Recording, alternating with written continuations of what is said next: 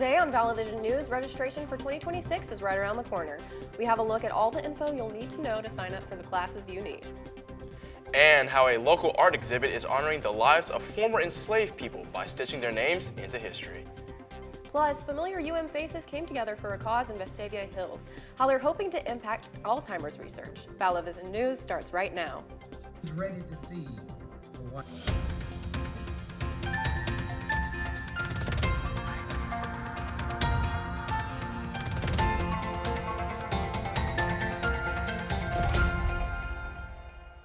Hello and welcome to Vallo Vision News. I'm Meg Wallace. And I'm Cameron Short. Thanks so much for watching.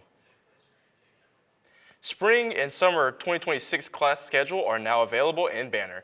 Be sure to schedule an appointment with your academic advisor before registration opens so that you're able to register for classes.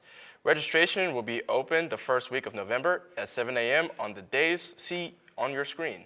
If you don't know who your academic advisor is or how to contact them, you can find that information in your student profile on Banner. Also, if you need to drop a class this semester, Monday, October 27th is the last day for withdrawals. Students can withdraw from courses until 11:59 Monday night, but the registrar's office recommends doing it before 5 p.m. so students can call their office to resolve any issues. More than 120 high school students from across Alabama were on campus today for Exploring Communication Day. The students rotated through 6 sessions to learn about what the comms department has to offer. The high schoolers got hands-on experience in studio production, digital filmmaking, flying drones, and layout design. Students also attended a workshop with UM's Falcon Facilitator student, Mass Comms Program Coordinator, Dr. Bruce Finkley, says today's event was a success. I think it went really well. We got a lot of really good questions from students about different majors and minors and combinations and what they'd be able to do with any sort of degree in communication. Follow at UMComms and at UM_MassComm on Instagram to learn more about both programs. The Carmichael Library is giving old books new life by holding a book sale. The sale includes both donated books and old library inventory. Paperback books are $1 and hardbacks are $2. Students are taking advantage of the low prices by coming back day after day. Montevallo freshman Elliot Lear says the book sale gives students a chance to buy books they might not want to spend their money on otherwise. It's a good opportunity to get people reading again for like a good price, especially when most of these are like donated and already used. So it's good to keep giving the books a new life after they've already gone through one person's hands. Books can be paid for by cash, card, and Venmo. The sale lasts through November 7th. More material from iconic Alabama author Harper Lee has now been published. Lee is best known for her classic novel, To Kill a Mockingbird. For a long time, the literary world thought that Lee's only major offering, but shortly before Lee's 2016 death, Got a Watchman was published. Now Lee fans will have additional reading material. 8 of her short stories were published Tuesday in a collection called The Land of Sweet Forever. These writings were found in Lee's New York City apartment after her death. Members of the Montevallo community joined forces last weekend at the Walk to End Alzheimer's Disease event in Vestavia Hills. People gathered together to raise awareness and funds for Alzheimer's care, support, and research. The flowers represent those who are living with Alzheimer's, have lost loved ones to the disease, support someone living with it, and those who support the cause to end it. Men's assistant soccer coach Hector Rivera led the walk. While grateful for seeking that out. My father's illness was different. Well, because I've lost both my parents to either dementia or Alzheimer's disease, it was really important for me to be involved in this walk. This is my first walk in the Birmingham area, but I'm grateful to be here for it. Dr. Bennett says if you're lost a loved one or have been affected by the disease, sharing your story can be very impactful. An exhibit has opened at the Shelby County Arts Council in Columbiana with the goal of remembering the names of enslaved people. The So Their Names project was formed when a group of quilters discovered records containing the names of enslaved people inside of an Alabama church in 2021. Since then, the quilters have been honoring their legacy by embroidering their names into quilts.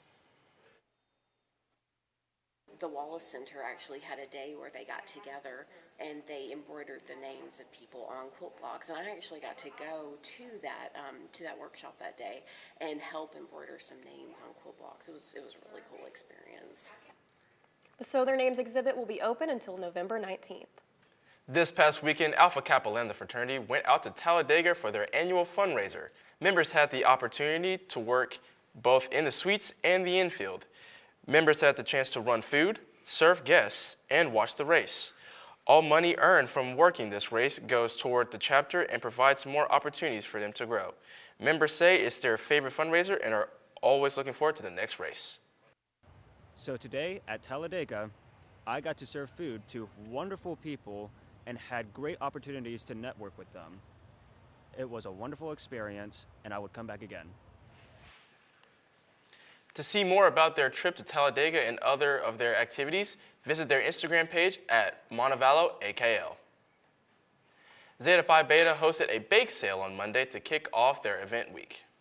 Vallovision News reporter Eliza Hyman joins us in the studio with more. Eliza? Thanks, Meg. October 20th started Zeta Week, and the sorority is hosting one event a day until Friday to celebrate. The sorority set up on Farmer Stage Monday with homemade baked goods. Students lined up to take their pick from what Zeta Phi Beta brought to the table. Once students made a purchase, they were able to put their name down on the sign-in sheet to enter a $50 giveaway. Students can attend Zeta's events all week to get more entries and even get a bonus entry for attending all events. I love to bake, so I baked some of the stuff for the bake sale, so it just kind of helps me like with my passion for baking and stuff like that. But I just love to host events and let people know that the Zetas are here. There are still 3 events left this week, including an informational session tonight. You can see more details, including locations for all of their events, on the Zeta Phi Beta Instagram. Make sure to look out for Zeta's future events to get your chance to sign up for the $50 giveaway. Back to you, Meg. Last Friday, the SGA held their Halloween bash in Farmer. Students dressed up and had a spooky good time celebrating Halloween festivities with candy, games, and refreshments. Students also had the chance to compete in a costume contest. If you missed it, don't worry, more Halloween events are coming up around campus. You can check Falcon Link for a full list. We need to make a correction to a story we aired 2 weeks ago about food accessibility on campus. In that story, I said that Einstein's charged to remove items, and since then, I spoke with Jason Quarles from Chartwell's Higher Education, who informed me that Einstein's has never charged to remove items and only charges when items are added on. We regret our error. Remember, there's always more news 24/7 on our social media pages. Just search for Vallovision News on Instagram, Facebook, and X. Coming up next on Vallovision News, a peanut problem that's finally cracking. See what doctors have to say about their deadlines and peanut allergies and the reasons behind it. And later, that morning cup of coffee may be costing you a little bit more than before. What's causing the increase? We'll tell you coming up. Your college years aren't just about academics. From college night traditions to local hotspots, there's no shortage of things to do. Every year of your education, Montevello means more fun and memories along the way.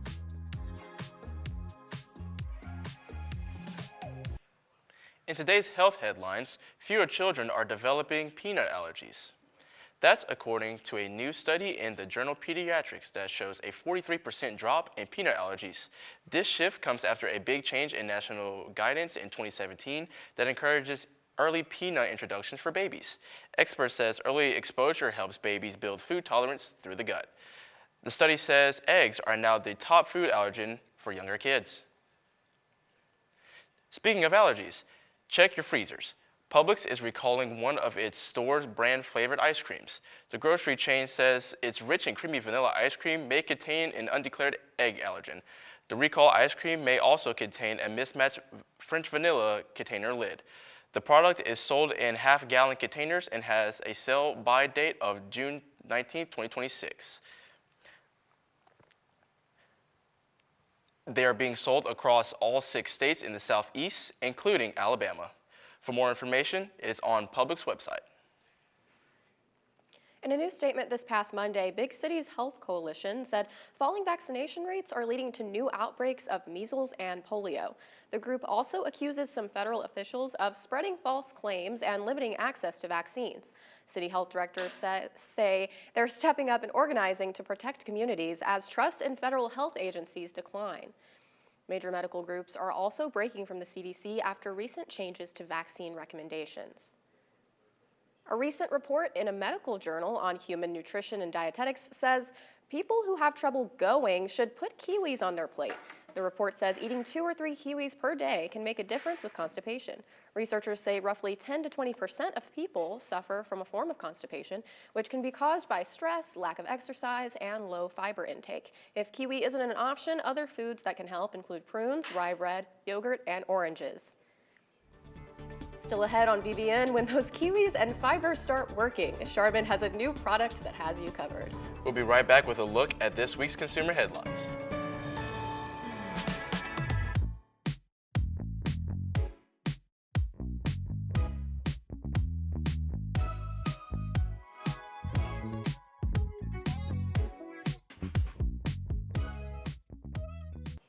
Welcome back. In today's consumer headlines, Charmin is rolling out of a huge new release.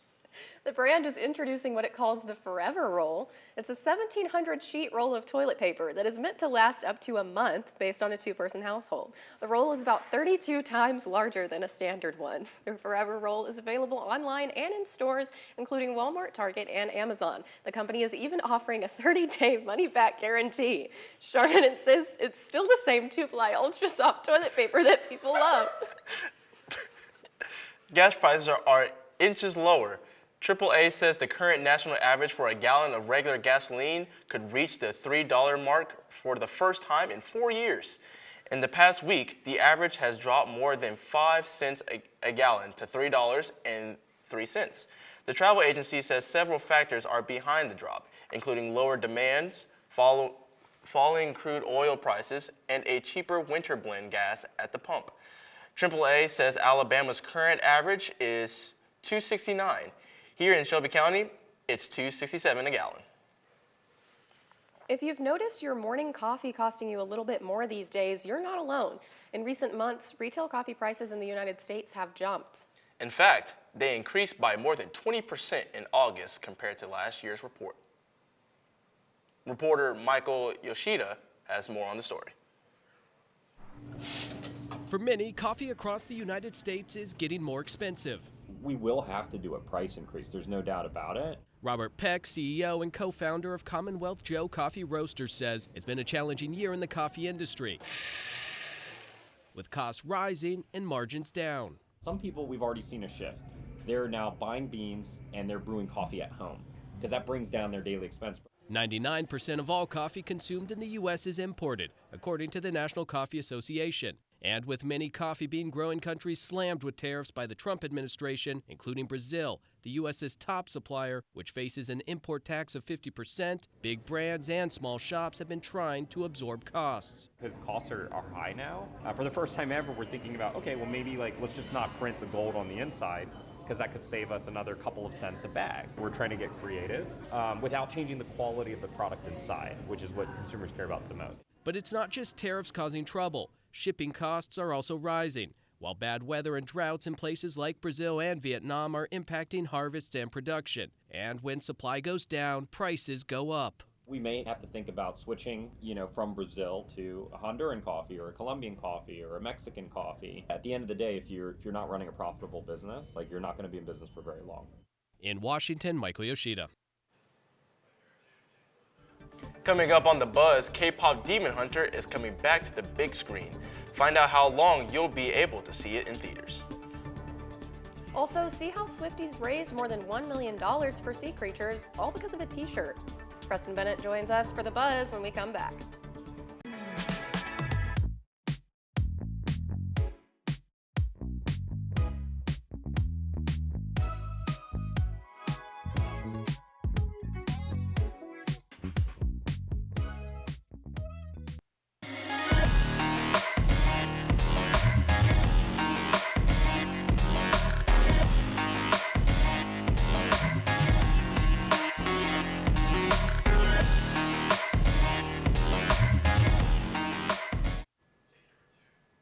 Welcome back to Vallo Vision News.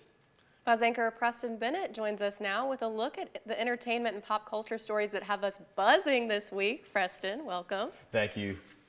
Legendary rock legend Ace Frehley, the original guitarist for Kiss, has died. He was 74 years old. Frehley's family says he passed away last Thursday in New Jersey following a recent fall at his home. Frehley co-founded Kiss in 1973 and became famous for his spaceman persona. He left the group in the early 1980s but went on to launch a successful solo career. In 2014, he was inducted into the Rock and Roll Hall of Fame with Kiss. Frehley is survived by his wife, daughter, and 2 siblings. From a record-setting Netflix film coming to theaters to a new live album from rocker Sammy Hagar, here's Douglas Hyde with today's Hollywood Minute.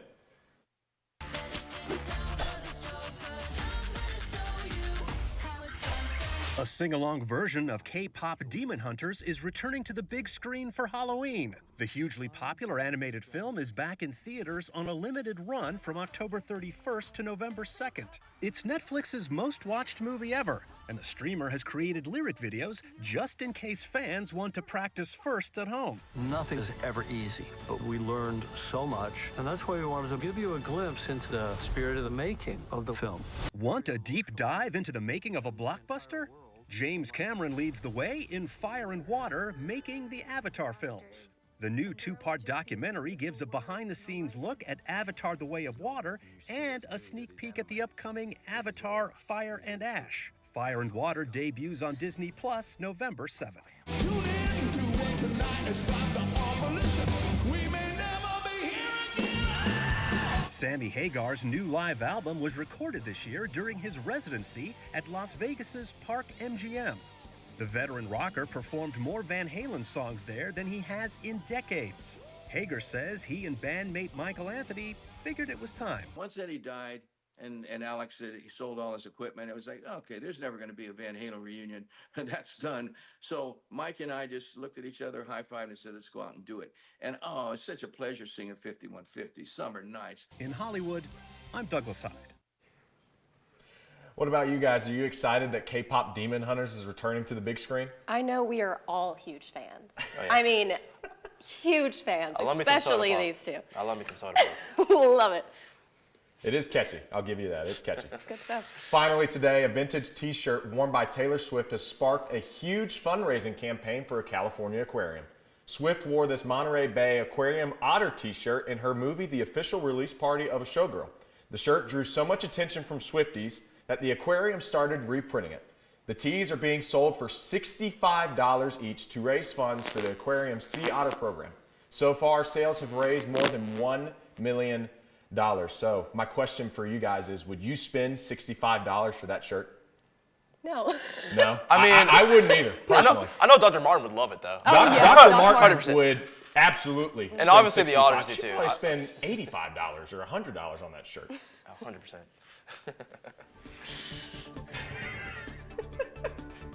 Remember, there's always more news from our team of reporters on our website, vallovisionnews.com. That's all the time we have for today's show. Thanks for watching, and be sure to tune in to Vallo Vision News again next Wednesday.